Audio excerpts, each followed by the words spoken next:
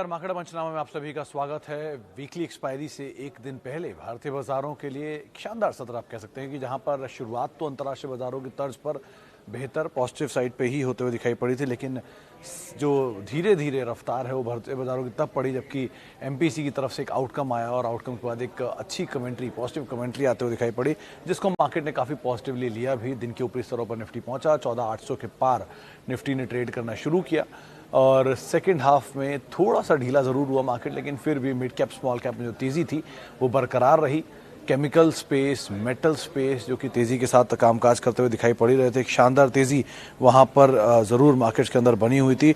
साथ ही साथ जो तेज़ी का रुख था वो ऑटो, मेटल, रियल्टी, ये तीन ऐसे इंडेक्स थे जो कि एक जोरदार तेज़ी के साथ कामकाज कर रहे थे। बैंकिंग और ऑयल एंड गैस में भी खरीदारी थी, इसमें गेल, रिलायंस जैसी कंपनी में खरीदारी देखने को मिली। बैंक में एसबीआई, आईसीआईसीआई, कोटक, इस तरह के नामों में कुछ खरीदारी देखने को मिली।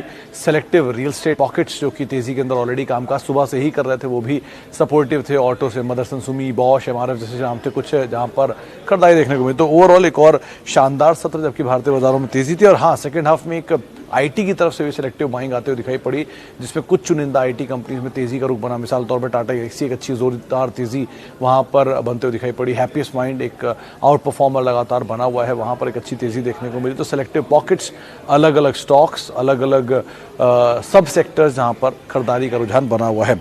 चलिए आगे बढ़ेंगे और कुछ सवाल जवाब का सिलसिला भी हम शुरू करेंगे, कुछ दर्शकों से बातचीत भी करेंगे। साजिद काजी अशरफी साहब के पास का सवाल है, इनके पास डी मार्ट के स्टॉक हैं, लाइफ टाइम के लिए रखना चाहते हैं।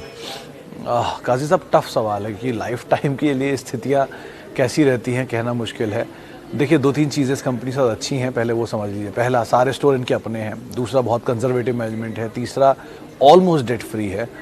चौथा, इस पूरे स्पेस में बहुत ही मजबूत मार्जिन के साथ ये कंपनी कामकाज करती है और साथ ही साथ असेट वाइज एक स्ट्रॉन्ग असेट होल्डिंग कंपनी की, इन्वेस्टमेंट वैल्यूज़ काफ़ी अच्छी है और जिस बिज़नेस में वो बिज़नेस भी अच्छा ही दिखाई पड़ता है गोइंग फॉरवर्ड। ये तो पॉजिटिव चीज़ें हुई। नेगेटिव अगर आप देखेंगे तो इन्होंने बहुत लिमिटेड अपने आप को कंसंट्रेट कर रखा है, जैसे कि महाराष्ट्र, कर्नाटका, गुजरात, तीन एरियाज़ में खाली कंसंट्रेटेड है। उसकी वजह भी है कि बहुत ही कंजर्वेटिव मैनेजमेंट है, धीरे धीरे वो अपने आप को एक्सपैंड कर रही है।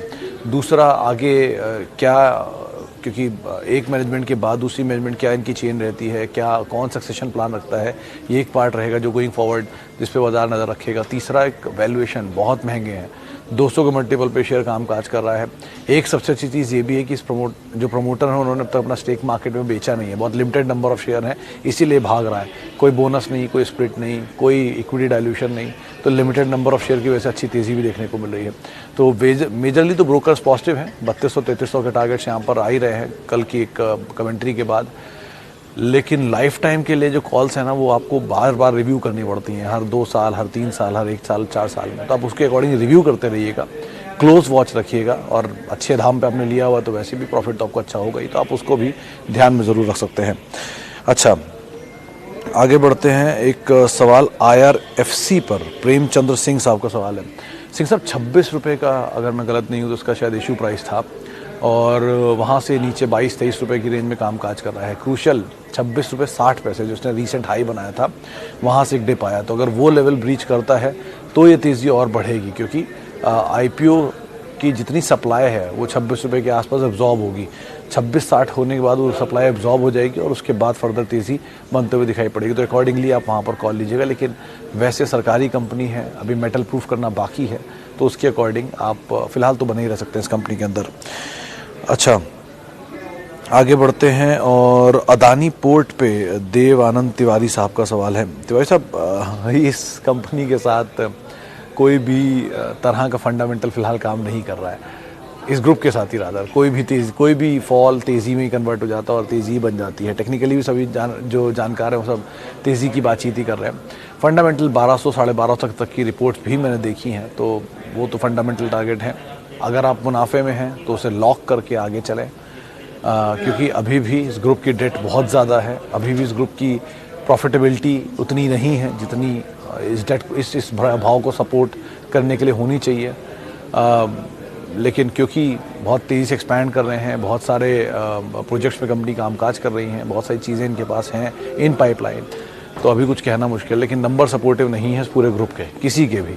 तो बेटर है अदानी पोर्ट के अगर आप बने रह सकते हैं, मतलब इन सब में वेल पोजीशन अदानी पोर्ट ही है एटलीस्ट, तो आप बने रह सकते हैं। 1250 का टारगेट है, क्योंकि ऑब्वियसली बात है भी रिसेंटली एक बड़ा स्टेक हुआ था, बाय किया है एक विदेशी फंड ने। इस भाव पे अगर वो 800 रुपये के दाम पे खरीदारी कर रहे हैं तो एटलीस्ट कुछ समय तो होल्ड करेंगे ही। तो आप बने रहिए, आपको अच्छा दाम मिल सकता है गोइंग फॉरवर्ड भी। अच्छा, अशोक प्रभुदास सयानी साहब का सवाल है, फिलिप्स कार्बन पे 800 शेयर हैं 250 रुपये के दाम पर, क्या किया जाए? देखिए सयानी साहब, कंपनी अच्छी है फिलिप्स कार्बन, मतलब गोयनका ग्रुप की कंपनी है, स्ट्रॉन्ग नंबर है, फंडामेंटल अच्छे हैं। कार्बन ब्लैक बनाती है, ओरिएंटल कार्बन, कुआ कार्बन और फिलिप्स कार्बन, 3 बड़े नाम है उसमें। ऑटो के ऊपर इनकी डिमांड चलती है, लेकिन जिस बिज़नेस में है बहुत अच्छा बिज़नेस है, कंपनी भी अच्छी है, इसमें कोई दो राय नहीं है। ये राजेश अग्रवाल साहब ने, अगर मैं गलत नहीं हूँ तो उन्होंने इस पर खरीदारी की राय दी थी कुछ समय पहले, और तब से तेज़ी दिखाई रहा है। आप बने रहिए, कोई दिक्कत नहीं है। आपके भाव से नीचे मिले तो और ख़रीदारी भी आप कर सकते हैं।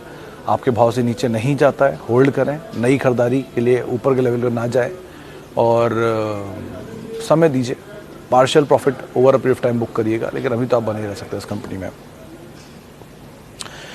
गुड्डू कुमार शाह का सवाल है, टीसीएस पर 15 शेयर हैं, क्या किया जाए?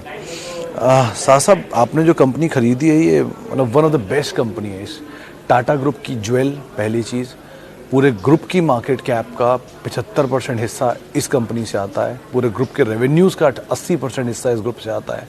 पूरे ग्रुप के कैश का करीब 70% हिस्सा या 80% हिस्सा इसी ग्रुप से, इसी कंपनी से आता है। तो आपने एक्चुअल में टाटा ग्रुप का जो मेजर ज्वेल है उसे खरीद रखा है। इंडिया की सेकंड लार्जेस्ट कंपनी है in terms of market cap, India की लार्जेस्ट कंपनी है इन टर्म्स ऑफ आईटी, मतलब देश की सबसे बड़ी आईटी कंपनी है। तो अगर आप इंडिया की ग्रोथ स्टोरी पे बिलीव करेंगे तो ऑब्वियस सी बात है टीसीएस जैसी कंपनी आपको नहीं मिलेगी। 2004 में आईपीओ आया था और वहाँ से लेकर अब तक मल्टी बैगर हो चुका है। अगर एडजस्टमेंट के बाद भी देखें तो शायद 125 रुपये के आसपास का दाम होता था, जो आज आप 3000 के आसपास देख रहे हैं, बोनस और डिविडेंड स्प्लिट के जरिए। आप बने रहें, कोई दिक्कत नहीं है इसमें। हाफ भी हो जाए, यहाँ से 3200 का हाफ भी हो जाए तो भी आप इसमें खरीदारी कर सकते हैं। किसी फॉल में एक्यूमुलेट करें, ये आगे अपनी जनरेशन्स को पास ऑन करने वाला प्रोडक्ट है, आप उसके हिसाब से इसमें बने रह सकते हैं। आगे बढ़ते हैं और कुछ और सवाल लेते हैं। एचडीएफसी 1100 के भाव पर है, ओम प्रकाश सिंह साहब पूछ रहे हैं। सिंह साहब, एचडीएफसी बैंक जैसे मतलब देश की तीसरा सबसे बड़ा कंपनी है मार्केट कैप के लिहाज से, दूसरा सबसे बड़ा बैंक है निजी क्षेत्र में, स्ट्रॉन्ग पेरेंटेज है, स्ट्रॉन्ग क्रेडिबिलिटी है, कंसिस्टेंट परफॉर्मर है, 15 से 20% के आसपास की CAGR पे चलता है। मतलब अगर आप कंसिस्टेंटली अपने पोर्टफोलियो को ग्रो कराना चाहते हो तो इस तरह के स्टॉक को तो आप SIP करें। मेहराबून ईरानी साहब ने ये राय मुझे दी थी करीब 10 साल पहले, 11 साल पहले, तो अभी भी इसको SIP के तौर पे इस्तेमाल करते हैं और लेते भी हैं। आप भी इसको लीजिए और SIP के तौर पे लीजिए, अगली जनरेशन को पास ऑन करिए, इस तरह की कंपनी है ये। आगे बढ़ते हैं। अवंती फीड्स पे मित्तल साहब का सवाल है। मित्तल साहब, अवंती फीड की चला है हाल फिलहाल में, उसकी वजह भी जो फीड के प्राइसेस हैं वो बढ़ रहे हैं, जिसकी वजह से इसमें तेज़ी आई है। ये मेजरली कमोडिटी ड्रिवन ही स्टॉक है। जैसे जैसे फीड्स के प्राइसेस में तेज़ी आती है, इसमें स्पार्क आ जाता है, उसके फिर वापस फिजल आउट हो जाता है। तो अगर आप मोमेंटम प्ले करना चाहते हैं तो इट्स अ डिफरेंट थिंग, लेकिन लॉन्ग टर्म स्टोरी के हिसाब से आप इसको देख के ही इसमें कॉल लीजिएगा। 2 कंपनियां हैं, वाटर बेस और अवंती फीड, और दोनों ही फीड के प्राइसेस के अकॉर्डिंग ही यहाँ पे कामकाज करते हुए दिखाई पड़ती हैं। इसके अलावा एक्सिस बैंक के ऊपर सचिन गुप्ता साहब का सवाल है। गुप्ता साहब, एक्सिस बैंक वैसे तो ऑब्वियसली बात है one of the biggest, one of the best bank है इंडिया में। रिसेंटली मैक्स के एक्विजिशन के बाद तो सिचुएशन और इनकी थोड़ी बेटर हो रही है इंश्योरेंस स्पेस के अंदर एटलीस्ट। ब्रोकरेज हाउसेस के 740, 800, 820 तक के टारगेट्स भी हैं, तो प्रॉब्लम नहीं है एटलीस्ट एज ऑफ नाउ बने रहने में। नंबर्स के अंदर भी एटलीस्ट आप इस क्वार्टर के नंबर तो आप देखेंगे ही, उसके बाद इसमें कोई कॉल लीजिएगा, लेकिन फंडामेंटल ड्रिवन कोई इशू यहाँ पर फिलहाल नहीं दिखाई पड़ रहा है। प्राइवेट स्पेस का बैंक है तो कंसिस्टेंट है, बहुत हद तक सिचुएशन पिछले 3 क्वार्टर या 4 क्वार्टर पहले से ईज आउट की है और उसके बाद जब ये कामकाज कर रहे हैं तो आप बने रह सकते, कोई दिक्कत नहीं। प्रिंस पाइप पे अजय प्रताप साहब का सवाल है। प्रताप साहब, आज कुछ इसमें मतलब मैं जो ब्रोकरेज वगैरह को देख रहा था उसमें एक ग्रुप के अंदर शायद बातचीत हुई थी, कुछ कंसोलिडेशन है और उसके बाद ब्रेकआउट जैसा बनता हुआ दिखाई पड़ा। आज शायद बस हुआ भी है इसमें कुछ, या कुछ वॉल्यूम्स भी इसमें इंटैक्ट हुए थे। अगर आप शॉर्ट टर्म के प्लेयर हैं तो आप ज़रूर इस मोमेंटम का फ़ायदा उठाएं और उसमें निकलने की कोशिश करें। वैसे भी बहुत IPO के बाद जो एंकर बुक ईज आउट हुई थी उसके बाद ये टूटा था, अब वापस दोबारा कंसोलिडेट करके चलना शुरू हुआ है। नंबर्स को ज़रूर कीनली वॉच करें, क्योंकि शायद थोड़ा वैल्यूएशन साइड में महंगा है, लेकिन अगर नीचे मिल जाता है तो आप बने रह सकते हैं। नंबर्स को ही सबसे पहली प्रायोरिटी दीजिए और अकॉर्डिंगली इसमें आप रह सकते हैं। ब्रोकरेज हाउसेस ने सब्सक्राइब की राय दी थी आईपीओ के टाइम पर भी, और अदरवाइज भी वो नेगेटिव स्टांस नहीं है, पॉजिटिव साइड पे ही अपनी रणनीति लेकर चल रहा है। लेकिन हाँ, वैल्यूएशन पार्ट थोड़ा सा महंगा है, तो आप अकॉर्डिंगली इसमें कॉल ले सकते हैं। अच्छा, बहुत सारे सवाल आ गए। एक सवाल है विजय सिंह सोलंकी साहब का बीएससी के ऊपर। सिंह साहब, BSE as an exchange Asia का लार्जेस्ट एंड फास्टेस्ट एक्सचेंज है।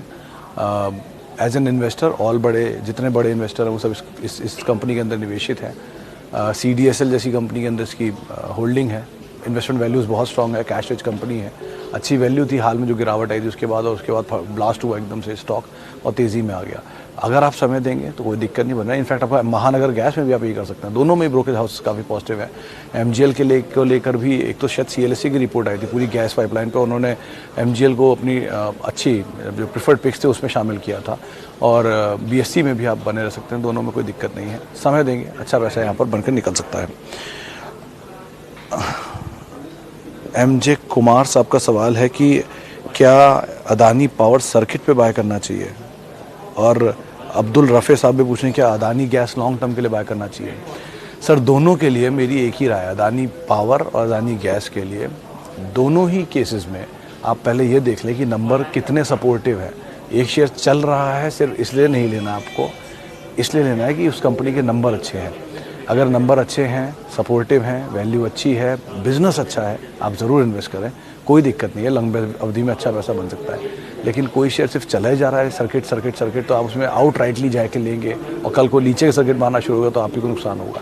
तो अवॉइड करें ऐसी सिचुएशन। जब तक ईज आउट ना हो, जो ऊपर की डस्ट है वो क्लियर ना हो, तब तक आप अवॉइड ही कर सकते हैं। और बहुत मौके हैं, हर रोज़ बाज़ार में ढेरों मौके दिखते हैं आपको, आप उनमें से कोई पोजीशन देख सकते हैं। लेकिन इस तरह के शेयरों को पहले आप नंबर समझ लीजिए और अकॉर्डिंगली कॉल लीजिए। कल ही मैं एक पढ़ रहा था आर्टिकल जहाँ पर अदानी गैस का जो प्रॉफिट है वो महानगर गैस, इंद्रप्रस्थ गैस और गुजरात गैस का सबका मिलाकर इसका 10% या 20% के आसपास है।